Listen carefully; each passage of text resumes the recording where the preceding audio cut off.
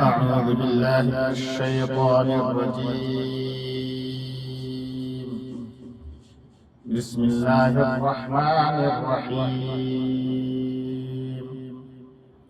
فبما رحمة من الله لنت لهم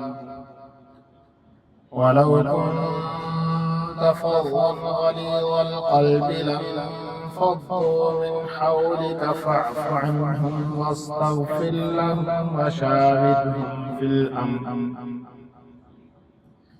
فإذا عزمت فتوكل على الله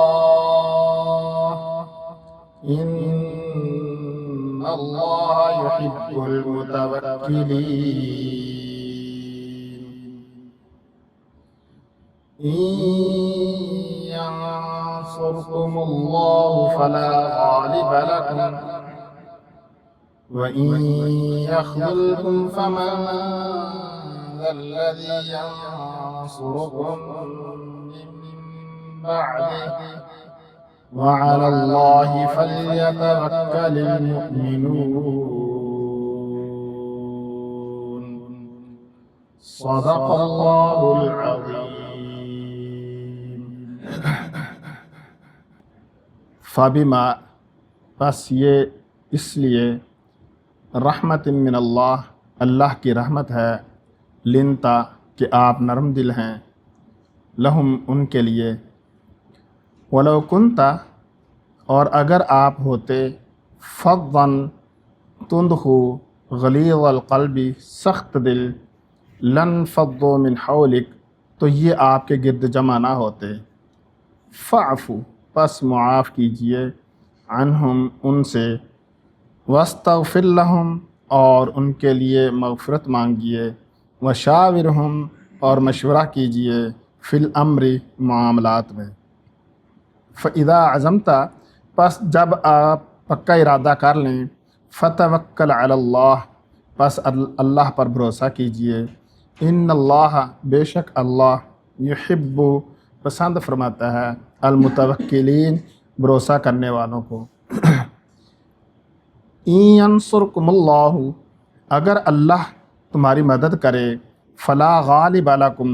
پس تمہارے لیے کوئی غالب نہیں. وَإِن يَخْذُلْكُمْ اور اگر وہ چھوڑ دے فمن پس کون ہے ذَلَّذِي جو يَنصُرُكُمْ مدد کرے تمہاری من بعدہ اس کے بعد وعلی اللہ اور اللہ پر فَلْيَتَوَكَّلِ الْمُؤْمِنُونَ مومنوں کو چاہیے کہ بھروسہ رکھیں. سورہ آل عمران کی آیت نمبر 159 اور 160 کی تلاوت کی ہے. پیچھے ہم نے پڑھا تھا کہ منافقین نے کہا تھا کہ اگر وہ مر جائیں اگر وہ ہمارے پاس ہوتے ہمارے بھائی تو وہ نہ مرتے نہ ہی وہ قتل ہوتے. تو اللہ تبارک و تعالیٰ نے اس کا جواب دیا تھا کہ وہ تمہارے پاس ہوں یا نہ ہوں وہ اللہ کے راستے میں اگر فوت ہو جائیں یا پھر قتل کر دیے جائیں دونوں طریقوں سے وہ بخشے جائیں گے اور ان کے اوپر اللہ کی رحمت اور مغفرت ہوگی. اگر وہ قتل کر دیے جائیں تب بھی اللہ کی رحمت ہوگی اور اللہ کی مغفرت ان کے لیے ہوگی اور اگر وہ وہاں پر قتل کر دیے جائیں تب بھی اللہ کی مغفرت اور رحمت ان کے اوپر ہوگی. تو اب اللہ تبارک و تعالیٰ نے فرمایا ہے کہ یہ جو آپ کے ساتھ جڑے ہیں لوگ اس کی وجہ یہ ہے کہ اللہ کی رحمت ہے آپ کے اوپر. یعنی حضور پاک صلی اللہ علیہ وسلم کو فرمایا کہ یہ سب وجہ کیا ہے اللہ کی رحمت کی وجہ ہے کہ لنتا آپ نرم دل ہیں لہم ان کے لیے. یعنی لوگ جو آپ کے ارد گرد اکٹھے ہوئے ہیں یہ جو صحابہ اکرام رضی اللہ عنہم ہیں وہ آپ کے گرد اکٹھے کیوں ہوئے ہیں اس لیے کہ یہ اللہ کی آپ پر رحمت ہے کہ آپ نرم دل ہیں. اگر آپ آگے فرمایا وَلَوْ كُنْتَ فَظًّا اگر آپ تند ہوتے سخت زبان ہوتے سختی سے باتیں کرنے والے ہوتے تو پھر یہ لوگ آپ کے ساتھ اکٹھے نہ ہوتے. اور غلیظ القلب سخت دل ہوتے تب بھی یہ لوگ آپ کے ساتھ اکٹھے نہ ہوتے۔ تو مطلب یہ کہ یہاں پر ایک تو یہ بات ہے کہ حضور پاک صلی اللہ علیہ وسلم کو اللہ تبارک و تعالیٰ نے یہ بتا دیا کہ آپ پر یہ اللہ کی رحمت ہونے کی وجہ سے یہ لوگ آپ کے ساتھ جڑے ہیں۔ اور دوسری بات یہ بھی ہے کہ جو بھی دین کا کام کرے، وہ تبلیغ کا کام کر رہا ہو، دین کا کسی بھی طریقے کا کام کر رہا ہو، اس کو چاہیے کہ بہت نرمی کے ساتھ لوگوں سے پیش آئے، تو جس سے لوگ اس کے گرد جمع ہو جائیں۔ ہمارے ہاں اکثر یہ ہوتا ہے کہ جو لوگ دین کا کام کر رہے ہوتے ہیں وہ بہت سخت ہوتے ہیں، سختی سے لوگوں سے بات کرتے ہیں، سختی سے لوگوں سے ملتے ہیں، تو پھر کیا ہوتا ہے کہ لوگ دین سے تھوڑا پیچھے ہٹتے ہیں۔ اگر کہیں پہ پتہ چلا یہ عیسائی ہے، یہ ہندو ہے، یہ یہودی ہے، تو اس سے بات کرتے ہوئے اس کا لہجہ اور ہوتا ہے۔ اگر پتہ چلتا ہے یہ مسلمان ہے تو اس کے ساتھ بات کرتے ہوئے اس کا لہجہ اور ہوتا ہے۔ حالانکہ جو غیر مسلم ہے، جو کافر ہے، اس کو بجائے اس کے کہ تو کافر ہے یہ کہنے کے بجائے اس سے نرمی سے بات کریں، جیسا کہ حضور پاک صلی اللہ علیہ وسلم خود جو ہے صفائی کرنے والے جو بندے تھے ان کو کہتے تھے کہ آپ ہاتھ دھو کے آؤ میرے ساتھ کھانا کھاؤ۔ یعنی اللہ کا رسول ہو کہ وہ ایک کافر کو، مشرک کو ہاتھ دھو کے کہہ رہے ہیں کہ آپ میرے ساتھ کھانا کھا لو، کیا وجہ ہے کہ نرمی سے پیش آئیں۔ تو اگر ایک مسلمان جو پڑھا لکھا ہے، جو عالم اپنے آپ کو کہلواتا ہے، اگر وہ بھی اس طرح لوگوں کے ساتھ معاملہ کرے، نرمی سے پیش آئے اور لوگوں کے ساتھ مل جل کے رہے، تو وہ دین کے لیے بہت زیادہ فائدہ مند ہو سکتا ہے۔ یہی بات اللہ تبارک و تعالیٰ نے یہاں پر ذکر فرمائی ہے کہ اگر آپ تند خو ہوتے، سخت مزاج ہوتے، سختی سے باتیں کرنے والے ہوتے، غلیظ القلب، سخت دل ہوتے، یعنی ایک تو زبان کی سختی، دوسرا دل کی سختی، دونوں باتیں ہوتی، لنفضوا من حولک، یہ آپ کے ارد گرد جمع نہ ہوتے۔ یہ جو صحابہ کی جماعت بن چکی ہے، یہ لوگ اکٹھے ہوتے ہیں آپ کے گرد۔ کئی کفار لوگ جو تھے وہ بھی آپ صلی اللہ علیہ وسلم سے محبت کرتے تھے، یعنی اسلام چاہے وہ قبول نہیں کر رہے تھے، لیکن آپ کی نرم دلی اور آپ کی نرم زبان کی وجہ سے وہ لوگ آپ کے گرد اکٹھے ہو جاتے تھے، آپ سے باتیں کرتے تھے، آپ کے پاس امانتیں رکھتے تھے، آپ سے مطلب مختلف فوائد ان کو ملتے تھے۔ تو اس کی وجہ یہی تھی کہ آپ صلی اللہ علیہ وسلم نرم زبان اور نرم دل تھے۔ تو اب اللہ تبارک و تعالیٰ حضور پاک صلی اللہ علیہ وسلم کو ایک اور حکم فرما رہے ہیں، فاعفو، معاف کر دیجیے، عنہم، ان کو، یعنی صحابہ سے غلطی ہو گئی ہے، غزوہ احد ہے، وہاں پر ان سے غلطی ہوئی ہے، وہ اپنی جگہ چھوڑ کر وہ مال غنیمت اکٹھا کرنے لگ گئے ہیں،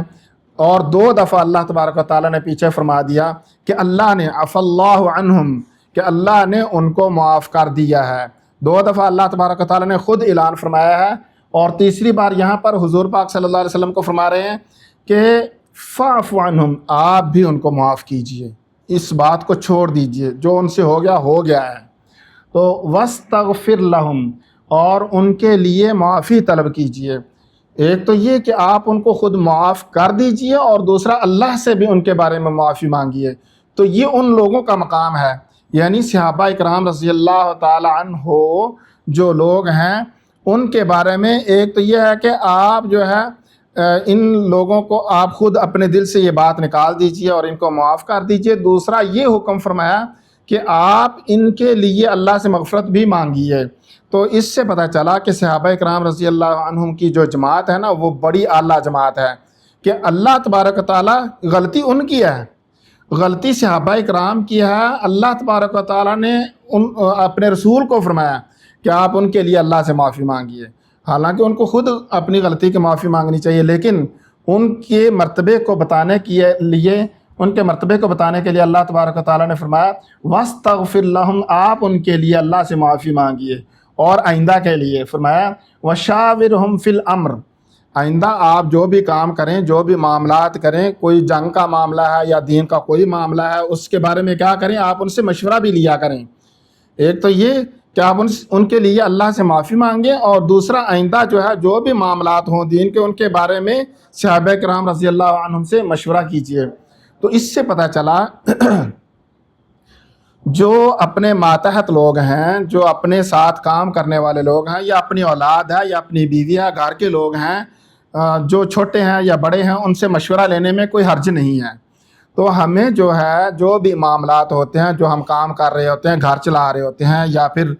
کہیں پہ کام کر رہے ہوتے ہیں، وہاں پر اپنے جو نیچے کے لوگ ہیں ان سے بھی مشورہ لینے میں کوئی حرج نہیں ہے۔ تو صحابہ کرام رضی اللہ تعالیٰ عنہم حضور پاک صلی اللہ علیہ وسلم کے غلام ہیں، آپ صلی اللہ علیہ وسلم کے شاگرد ہیں، اور آپ صلی اللہ علیہ وسلم کو حکم دیا جا رہا ہے کہ وشاورہم، پہلی تو یہ کہ ان کے لیے بخشش مانگیے، اور آئندہ کے لیے وشاورہم فی الامر، معاملات میں ان سے مشورہ کیجیے۔ اور مشورے کا مطلب یہ نہیں ہوتا کہ اگر کسی سے کوئی بات کے بارے میں مشورہ لیا گیا تو آپ کہیں جی یہ بات ماننا فرض ہوگی، نہیں، ایسا نہیں ہوتا ہے۔ مشورہ ہوتا ہے ایک رائے، تو رائے جو ہوتی ہے وہ یعنی کہ جو سینئر ہے اس کو پسند آئے یا نہ آئے، وہ اس پہ عمل کرے یا نہ کرے، تو یہ غصے والی بات نہیں ہوتی۔ مثال کے طور پہ ایک جو بڑا ہے وہ اگر کسی سے مشورہ مانگ رہا ہے، آپ نے مشورہ دے دیا، تو یہ اس پر فرض نہیں ہو گیا کہ وہ اس بات کو ضرور مانے گا، ایسا نہیں ہے۔ وہ جو رائے اس کی اپنی ہوگی نا، وہ اس سے بہتر یعنی اوپر کی ہوگی، وہ چاہے تو آپ کے مشورے کے اوپر عمل کر لے، وہ چاہے تو اپنی بات کے اوپر عمل کر لے۔ تو یہ کوئی بات غصے والی نہیں ہوتی کہ اگر کسی نے مشورہ لیا ہے تو آپ کہیں جی میری بات مانی جانی چاہیے، ایسا نہیں ہوتا۔ تو یہ مشورہ جو ہے صرف ایک رائے ہوتی ہے، اور اس کو مانا جانا یا نہ مانا جانا یہ دونوں طریقوں سے صحیح ہے۔ فَإِذَا عَزَمْتَ، جب آپ نے مشورہ کر لیا اور پھر آپ نے پختہ ارادہ کر لیا، عزم اس سے نکلا ہے، فَإِذَا عَزَمْتَ، پس آپ نے جب عزم کر لیا، فَتَوَكَّلْ عَلَى اللَّهِ، کوئی معاملہ مشورہ کرنے کے بعد طے کر لیا، طے کرنے کے بعد اس کا پکا ارادہ کر لیا، جب کسی کام کا پکا ارادہ کر لیا تو پھر کیا کرنا ہے، اللہ پر بھروسہ کیجیے اور اس کو لگ جائیے، اس کو مکمل کر کے چھوڑیے۔ تو یہ ہے فَإِذَا عَزَمْتَ، پس جب آپ نے ارادہ کر لیا، فَتَوَكَّلْ عَلَى اللَّهِ، پس اللہ پر بھروسہ کیجیے، ان اللہ، بے شک اللہ، یحب المتوکلین، متوکلین کو پسند فرماتا ہے۔ اللہ تبارک و تعالیٰ نے نا مختلف لوگوں کے بارے میں فرمایا ہے کہ اللہ تبارک و تعالیٰ یحب المحسنین، یحب المتوکلین، ٹھیک ہے، اس طرح کے الفاظ اللہ تبارک و تعالیٰ نے ذکر فرمایا کہ اللہ کے لیے اللہ پر بھروسہ کرنا، کسی کام کے بارے میں اللہ پر بھروسہ کر لینے سے انسان اللہ کا محبوب بن جاتا ہے، یعنی اللہ اس سے محبت کرنے لگ جاتے ہیں۔ ایک تو یہ ہے کہ انسان اللہ سے محبت کرے، ایک تو یہ بات ہے، دوسرا یہ کہ اللہ پر بھروسہ کرنے سے اللہ اس کو محبت کرنے لگ جاتے ہیں۔ تو یہ ایک بہت بڑا مقام ہے کہ اللہ کا پسندیدہ بندہ بننا۔ تو اگر انسان احسان کرتا ہے کسی کے اوپر، کسی کے ساتھ نیکی کرتا ہے، تو وہ بھی اللہ کا محبوب بندہ ہے۔ اور اگر کوئی بندہ اللہ پر بھروسہ کرتا ہے کوئی کام کرتے ہوئے اور کہتا ہے کہ یا اللہ تو وارث ہے، میں نے یہ ارادہ کیا ہے اور اس کے سارے اسباب میں نے اکٹھے کر لیے ہیں، اب تو وارث ہے، تو نے اس میں مجھے کامیابی عطا فرمانی ہے، تو یہ بندہ اللہ کے لیے پسندیدہ ہے۔ اِن يَنْصُرْكُمُ اللَّهُ، اگر اللہ تمہاری مدد کرے، فلا غالب لکم، تو تمہارے لیے کوئی بھی غالب نہیں ہے، یعنی کوئی ایسا معاملہ ہے کہ جس بارے میں اللہ تبارک و تعالیٰ مدد کرے تو دنیا پوری کی پوری اکٹھی ہو جائے اس کے مقابلے میں، تو اس کام کے مقابلے میں جس میں اللہ مدد کر رہا ہے اس کام کے مقابلے میں کوئی دوسرا تمہارے اوپر غالب نہیں آ سکتا، یہ معاملہ ہے۔ تو اِن يَنْصُرْكُمُ اللَّهُ فَلَا غَالِبَ لَكُمْ، اگر اللہ تمہاری مدد کرے، فَلَا غَالِبَ لَكُمْ، تمہارے لیے کوئی بھی غالب نہیں آ سکتا۔ وَإِن يَخْذُلْكُمْ، پس اگر وہ چھوڑ دے یا کسی معاملے میں تمہارے سے پیچھے ہٹ جائے اللہ تبارک و تعالیٰ، اللہ اپنی مدد ہٹا لے، تو پھر کیا ہے، فَمَنْ ذَا الَّذِي يَنْصُرُكُمْ مِنْ بَعْدِهِ، تو پھر کون ہے جو اس کے بعد تمہاری مدد کر سکے۔ یعنی اللہ تبارک و تعالیٰ کسی معاملے میں کسی بندے کی مدد کر رہے ہیں تو پھر اس کے مقابلے میں کوئی غالب نہیں آ سکتا، لیکن اگر اللہ تبارک و تعالیٰ کسی جگہ پر مدد کا ہاتھ پیچھے ہٹا لیں تو پھر کوئی بھی بندہ اس کے مقابلے میں مدد نہیں کر سکتا۔ وعلی اللہ، اور اللہ پر، فلیتوکل المؤمنون، چاہیے کہ مومن جو ہیں وہ بھی اللہ پر بھروسہ کریں۔ جزاکم اللہ و احسن الجزاء۔